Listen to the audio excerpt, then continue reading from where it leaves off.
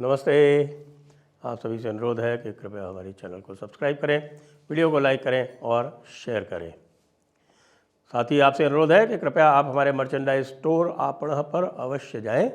वहां पर आपकी रुचि की अनेक वस्तुएं हैं, जिसमें से विशेषकर क्लोथिंग लाइन, बटोगे तो कटोगे इत्यादि इत्यादि बहुत सारे और धार्मिक थीम्स की टी शर्ट्स, राउंड नेक, पोलो इत्यादि आपको मिलेंगी और भी सूवेनियर्स इत्यादि मिलेगी। तो डिस्क्रिप्शन में जाएं, क्लिक करें और आपणः पर पहुंच जाएं। आज मैं बात करूंगा कुछ हमारी जो आंतरिक सुरक्षा से संबंधित और जो विशेष बातें जो इस समय चल रही हैं। मैंने आपको 2 दिन पहले बताया था कि किस प्रकार से कुकी आतंकवादियों के विरुद्ध कार्रवाई आरंभ हो गई है और अमित शाह जी जो है वो अपनी आज कल की जितनी भी सारी उनकी जो सभाएं थी वो रद्द करके और पहुंच गए दिल्ली और वहां पर दिन भर उन्होंने मंत्रणा की। आज फिर मंत्रणा करेंगे, देखें इससे क्या निकलता है। इसके साथ में आपको ये बता दें कि जो मैंने आपको बताया था कि बांग्लादेश से 1971 के बाद में पहली बार एक शिप जो कि चाइनीज़ फ्लैग का है, जो चाइनीज़ फ्लैग का जो एक शिप है वो पहुंचा है बांग्लादेश। और उसमें ऐसी आशंका की जा रही है कि ये जो नॉर्थ ईस्ट के विशेषकर ये जो कुकी हैं इनके लिए असलहा अस्त्र शस्त्र उसमें लदा हुआ है। तो उसके लिए क्या कार्रवाई होगी वो हम देखते हैं, लेकिन यह निश्चित है कि सरकार को ये पता चल चुका है। बांग्लादेश सरकार के लिए सब कुछ होते हुए भी इसको स्मगल करके वहाँ पहुँचा पाना आसान नहीं होगा। और एक और संदेशा दिया है भारत सरकार ने सभी को, टू ऑल कंसर्न, क्योंकि अभी बाइडेन के 2 महीने बाकी हैं और बाइडेन की सरकार जो है इस 2 महीने में और भी कुछ शैतानी कर सकती है।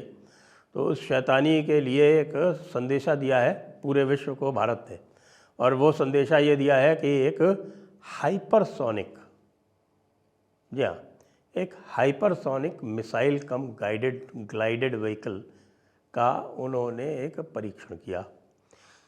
1500 किलोमीटर इसकी रेंज है और मैक 9 का मतलब होता है जो ध्वनि की गति है, स्पीड ऑफ साउंड जो है, जो लगभग 1400 किलोमीटर प्रति घंटे होती है, उससे 9 गुनी अधिक, यानी 1400 को आप 9 से गुणा कर लीजिए तो आपको लगभग मानिए कि 12,500 किलोमीटर प्रति घंटे के आसपास की गति से इसका परीक्षण किया गया।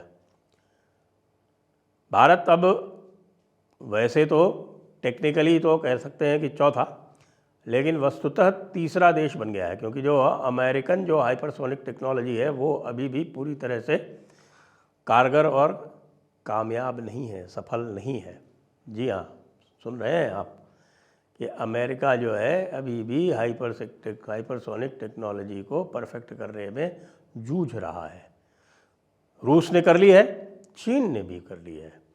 और आजकल जो भी बताते हैं कि जितने भी पेंटागन में जितने भी गेम्स होते हैं, जो वॉर गेम्स किए जाते हैं, उसमें सब में ये पता चलता है कि इन्हीं हाइपरसोनिक मिसाइल्स की वजह से यूएस उन गेम्स में हारता है। जी हाँ, ये पेंटागन की स्वयं की गेमिंग है।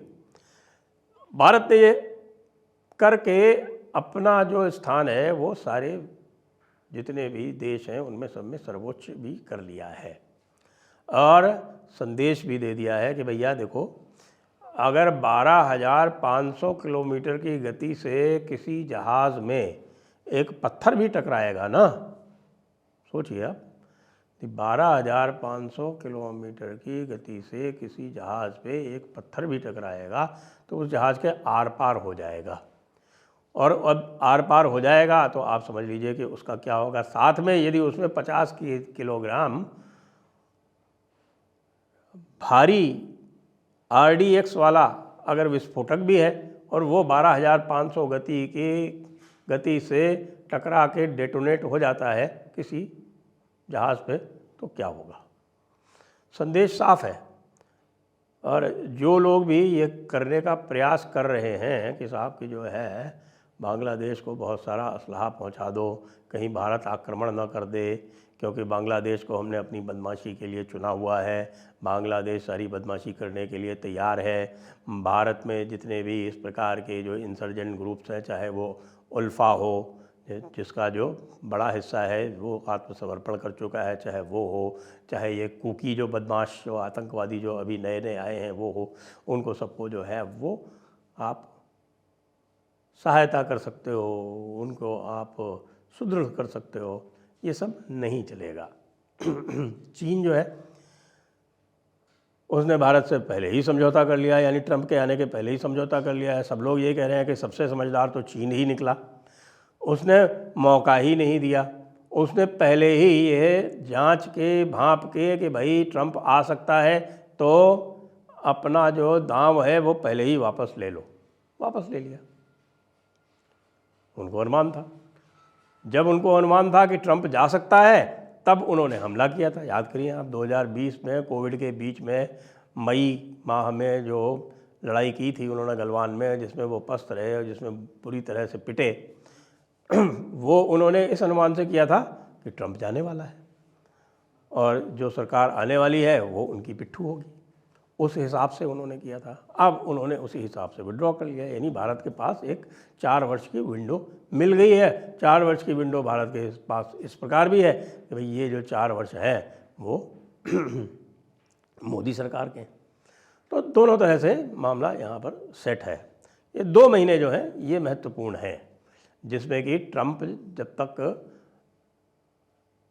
अमेरिका में अपनी सरकार का उद्घाटन नहीं कर लेता तब तक ये जो डीप स्टेट है वो बदमाशियाँ कर सकती है। भारत को अत्यंत सावधान रहना पड़ेगा। इसीलिए यदि अमित शाह सारी अपनी जितनी भी मीटिंग्स हैं वो कैंसिल करके गए हैं तो वो स्वागत योग्य है। दूसरी बात यह है कि भारत को बाकी आप सब करते रहो। आप याद करें कि भारत ने जो डिपोर्टेशन की कार्रवाई है वो बहुत ही स्लो है भारत की। अब ये डिपोर्टेशन की कार्रवाई जो है आप प्रदेशों पर नहीं छोड़ सकते। आप ये नहीं कह सकते कि भाई असम वाले चीफ मिनिस्टर हैं तो कर लेंगे, या हम यदि पश्चिम बंगाल में आए तो हम सबको हटा देंगे, हम झारखंड में आए तो हम सब हटा देंगे। भाई इसके लिए एक आप नेशनल लॉ बनाइए। इंटरनल सिक्योरिटी ये जो है ये डिफेंस ऑफ इंडिया से संबंधित मामला है। इंटरनल सिक्योरिटी का मामला जो है वो भारत की रक्षा से संबंधित मामला है। आप केंद्रीय आप इसमें ला सकते हैं, केंद्रीय कानून ला सकते हैं, सिटीजनशिप के अंदर भी ला सकते हैं, आइडेंटिफिकेशन एंड डिपोर्टेशन एक्ट करके। इसमें किसी की आपको और शक्ति की आवश्यकता नहीं है कि एजेंसी बना दीजिए आइडेंटिफिकेशन और डिपोर्टेशन के लिए, और उस एजेंसी को बना के इसको जो है यदि आप एग्रेसिवली नहीं करेंगे तो ये आप कितना भी शक्तिशाली हो जाएं, सामरिक रूप से आप कितना भी शक्तिशाली हो जाएं, वैश्विक रूप से आप कितना भी शक्तिशाली हो जाएं बाहरी रूप से, लेकिन ये जो आंतरिक जो एक ये कोड एक कह लें या आंतरिक वायरस जो आपके अंदर इंजेक्ट करवा दिया गया है उसको यदि आप नहीं संभालेंगे तो मामला गड़बड़ी ही होता जाएगा। हमें पता है हमारे पास मिसाइल शील्ड है, हमारे पास पृथ्वी मिसाइल शील्ड भी है, हमारे पास पृथ्वी मिसाइल्स भी हैं, हमारे पास अग्नि मिसाइल्स भी हैं, और हमारी जो मर्व वाली यानी multiple independent targeted re entry vehicles वाली जो अग्नि मिसाइल्स हैं जो लगभग जो न्यूक्लियर केपेबल हैं, जो लगभग 10,000 किलोमीटर कवर कर सकती हैं। यद्यपि भारत ने उनको 5,000 ही बताया है, लेकिन सही बात तो ये है, सब जानते हैं कि 10,000 किलोमीटर का है। ये सारी शक्तियाँ होते हुए भी यदि ये 0.5 वाला जो मामला है इसको ठीक से टैकल नहीं किया तो वो सारे जो अचीवमेंट हैं, सारी जो उपलब्धियां हैं, उसको ये अंदर से बैठे हुए जो हमारे जिनको हम कह सकते हैं कि जो धोखेबाज लोग हैं वो सब उल्टा कर देंगे। आप क्यों ममता बनर्जी को सफ़र कर रहे हैं? क्या ऐसी लाचारी है, क्या ऐसी मजबूरी है? बार बार ये कह के कि नहीं साहब इसमें सुप्रीम कोर्ट आ जाएगा, भाई सुप्रीम कोर्ट आ जाएगा, जब आएगा तब आएगा, उसके पहले तो कुछ करके देखिए भाई, काटिए नहीं फुफकारिए तो सही, कुछ तो करिए। कितनी बार से कह रहे हैं कि आप जो है वो आर्टिकल 256 का उपयोग करें, नहीं करते।